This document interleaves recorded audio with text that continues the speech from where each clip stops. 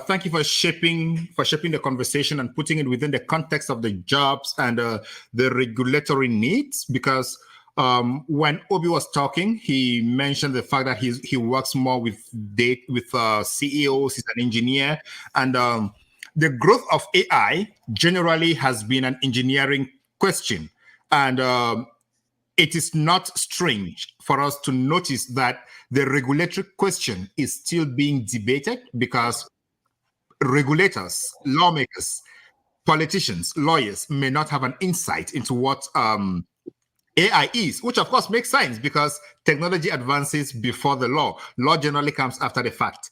And can we say at this point, Femi, that the regulation of AI is picking up the right steps, or AI is moving faster than the regulatory landscape is building up? So AI has already is like the literal, what do you call it now, us that has left the barn. All right, is already galloping on into, I don't know, the marketplace before we can lock the door to determine when that horse will come out. You get it? Or when that horse will, we have to regulate that horse. So, because for every landscape, for every invention, for everything that happens.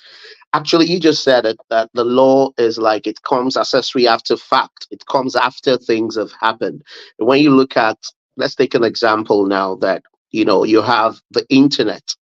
It's just like www, the World Wide Web. Before we could think Jack Robinson, it's all out there. And we now felt that, oh, children, we just remember that, oh, children have access to this World Wide Web. Oh, there should be a way, for us to regulate, how children access the World Wide Web. So, and that's the same thing with AI. AI, there's something called scraping. I think you will get to know that. It was in the Netherlands, the Kingdom of Netherlands. They just brought it out that scraping is illegal. So people that are using AI tools in Netherlands cannot just scrape. AI functions based on data, but the regulator has to come and say, hey, even before we have our own AI Act, we are saying it right now within the scope of data privacy that you can't just scrape data. It will be illegal for you to scrape data in the Netherlands. So I would say that AI had already gone out before we start thinking about biometrics. Like, someone of my color, AI would discriminate against me because of the preloaded data. It was afterwards that they now started to, seek for data, that affect people like me, people of my color. So that kind of discrimination can affect my own fundamental right. So I believe that AI has gone, in order to answer your question, has already gone out of the ban. The law is now chasing. And I know the law will meet up. I hope the law is going to meet up because I actually know something about the law. But anyway, let's have this conversation and we'll discuss about the law of AI maybe in the future. Obi, yeah, carry on, Obi. Yeah, I just wanted to say that it's gone, but the most the danger is not that it's gone; is that it's changing at a record speed. So you can. The policymaker can come together, sit together, and agree on something and put the law in place or regulation. 1 month later, that law will be obsolete because AI is changing. Like it's changing, so it requires the agile method that I would say in project management. That law policymakers will learn to be agile in their. This conversation has to continue. It's not something that will stop. The way you do, they formulate laws and it's in play till maybe another tenure of a new government to come in. It's not gonna be like that with AI. It's changing like that. It's changing. So there's more work needs to be there. All hands needs to be on deck. That is the engineer talking about what they do in the field of AI. That's how they are building it. And there is this concept of baking security and baking privacy into technology so that they advance hand in hand. Is it possible at this point, Obi? Do you see a possibility of the law catching up with AI? Because apparently the AI is moving so fast and things are changing. Elon Musk has been very critical of the quick evolution of AI, and he thinks there is a need to put a stop somewhere to regulate, to make sure that there is a good regulatory framework somewhere before we go to a certain extent. Do you think that can ever happen? Well, that's what I mean by everyone being on the table, constant conversation. In that sense, I think I agree with him. If there's a way to put a bit of stop, but then it's difficult because people are developing what they need at their own speed. That is not on the mainstream doesn't mean it's not happening. So it's to do as much as we can. To get the regulations in place, and implementation is another thing. You can do all, but how do you monitor? How do you make sure people are following the rules and the so the law is going to catch up, but it needs more work. It's not normal like every other regulation you put in place and is there for people to follow. But the way, because AI is something that that's out there, I think it will help in some sense to get these people that are trying to use it early enough, caught them on their tracks early enough, but then put proper deterrent and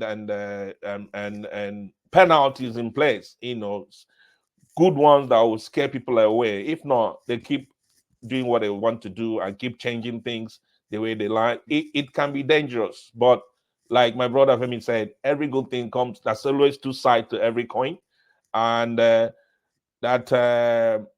we have 10 people and 3 of them are bad doesn't mean we'll kill all of them at the same time. We'll just find a way of managing it and helping, begging, and even trying our best to convince the rest to do the best they can to benefit all of us. But I think law is very key aspect of it, and I hope the policymakers, because most of them don't listen. I just hope they will listen this time around. Yeah. I am really hoping that we would have that avenue where lawmakers and politicians and lawyers and engineers sit in one room to discuss the importance of putting the right brakes, putting the right guardrails to regulate AI, because its advancement is good, but at the same time, its advancement, from what they say, could be troubling to the world. So, ladies and gentlemen, if you're just joining us now, we are watching the Beyond Africa podcast, and today we're discussing AI and its role on jobs in Africa. So, if we have to switch back to talk about AI and Africa and jobs, Femi already made mention of the job landscape. You, from the technical point of view, Obi, what do you think is the most pressing thing that Africans should understand about AI and jobs on the continent? Okay, thank you very much, Bernard. I think it's just awareness. We don't have enough awareness, not to talk of the skills. If you compare to countries in the Western world and how people know and learn about AI and what it can be used to do, AI is going to happen to everyone. So the faster or the quicker we learn to get people involved in Africa, make people aware, and then start training them up. Awareness is different from competency. Before you can play in that play with the global market, it's not just being aware. You must also be competent. So if you are afraid of AI taking your job or whatever, then I say don't be afraid, because AI cannot. What will take your job is someone else that can use AI. Why you cannot? So what are you doing now to get in line and learn, train, continuous learning, training yourself, getting out there? And that's what we're trying to do with the think tank, is to make it available, and then the decision is for people to take it up, because what in Africa, the opportunities are very slim. They're very slim. It's not like here that everything is available. Lots of government support. I just learned the other day that UK government is sponsoring organizations. So if if your organization have staff that want to train in AI, the government will automatically pay 50% of the cost of that course, and your company will pay the remaining. So if you have AI team that are trying to develop AI team, the government will pay um, automatically pay 50% of whatever is going to cost you to develop that team. So it's a big thing for people that are in the UK. It's a good thing, but it's not available in Africa. Most governments are not interested. So it's a private sector thing, and hopefully the government will join in. But AI is not taking anybody's job. It's gonna create more opportunities for people, but then you need to reskill, you need to upskill to be able to take part in that opportunities. Thank you. All right, thank you so much, Obi. Femi, as it stands now, Obi was talking about training. From your perspective, what should people be training in? Because when I hear about AI and I hear about the technical part of it, the engineering part of it, the data part of it, I may be thinking that I need to train in engineering, I need to train in data, I need to train in computer science before I can get into the field of AI. And definitely from Obi's presentation, looks like AI is something that everybody must have a glimpse of or an understanding of it. So what should people actually be training in if they want to meet up to the fray? Okay. Thank you very much. Like, if I can understand your question very well, are you talking about Africa in general? Because right now, only Kenya, Nigeria, South Africa, Ethiopia, all right, and one other country are really at the forefront of coming into this knowledge of AI. Because if you aggregate, I'll still answer your question about training, because training has to do with awareness, isn't it? Because if I go to Somalia right now and I'm telling them more about AI, or go to Eswatini, some of those other countries that I've not listed earlier, the knowledge of AI is not really, we're still battling with mobile technology, internet awareness and all those things. However, as it stands, I still believe so strongly that, when it has to do with training, it has first to do with, because it was my son who brought to my notice, my younger son, my 13-year-old, who made me know that, oh, daddy, there's this thing that is going to send you out of job. There's this thing. It made me aware. It created that, curiosity in me to even know what is the thing. Oh, okay, machine learning. And I began to, upskill personally, even though I've not yet done some so-called certifications, in that field of AI, to make say that, oh, I'm an AI master. So with regards to training, like Obi said earlier, like the UK government is helping, is showcasing that need for the ecosystem to be aware of this tool that is disrupting the way that we are going to be working in the future. It's even is disrupting the way we are working currently. It has disrupted. It's a disruptor, undoubtedly. From the chat GPTs to all the other tools, open Gemini, and the likes of it. All those other tools are already disrupting things. So awareness as to, it's multifaceted. It's multifaceted. So as it relates to Africa, and training, I think the government has a role to play, and not just the government alone, also multinationals and businesses. They have a role to play in opening up opening up themselves and the people that work with them, opening them up to opportunities, to get themselves exposed, to AI, understanding how AI works and how it can benefit the sector that they are in. Take, for example, How many farmers in Africa know that AI can help them to predict their yield, can help them to predict the weather? Do you get it now? What's the weather is going to be, let's say next year? How many farmers are aware? So those farmers need to be trained that, oh, there's a tool that can help you have something we call precision in your farming, in the way you are used to farm.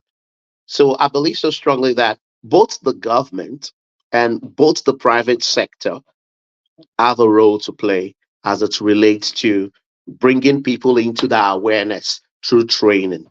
That's it. I Thank don't you. know if I answered it so well.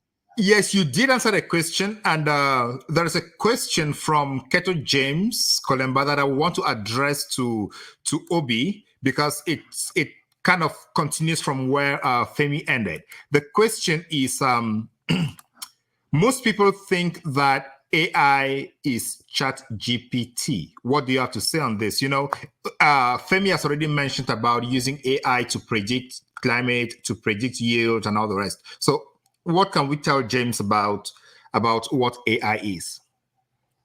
AI, ChatGPT, it's a small portion. It's an organization actually, because there's other organization that does the same thing, like Bird for Google, Meta is coming out, Gemini as well. There's lots other generative artificial intelligence out there, but then there's AI. AI itself, it's a they say people say it's a technology, but I like to go for that to say you have to consider it as a team member wherever we're working. If you learn how to use it, and use it properly, so it's bigger than Chat GPT, and people have to know that the more the awareness increases, and let me just say this: knowing AI is not just trying to train about all machine learning, engineering stuff. No, basic awareness, knowing that as a lawyer, there are things you can do easier with AI. As an accountant, as a teacher, a lot of teachers in the UK now use AI to prepare their learning plan their journey, their class learner journey and everything, their classes, even to help them with the assessment, not complete assessment, everything, but AI will do what it can to fasten what you're doing, but then you have that human eye is still needed.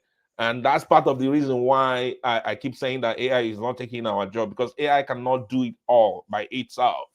We still need. I was talking to a HR officer the other day. He was telling me that lots of CVs are being rejected because people use AI to generate their CVs, and some of the CVs is not aligning with the job description or what are needed. And AI do make mistakes sometimes, so you still need your human eyes and understanding to do a little things and get exactly what you wanted out of it.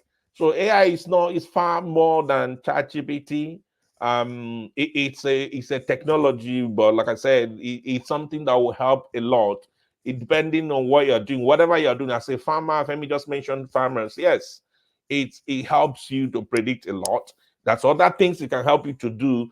But then, as a farmer, you might be wondering, oh, I don't have engineering background. I can't learn this now. You don't have to learn all that.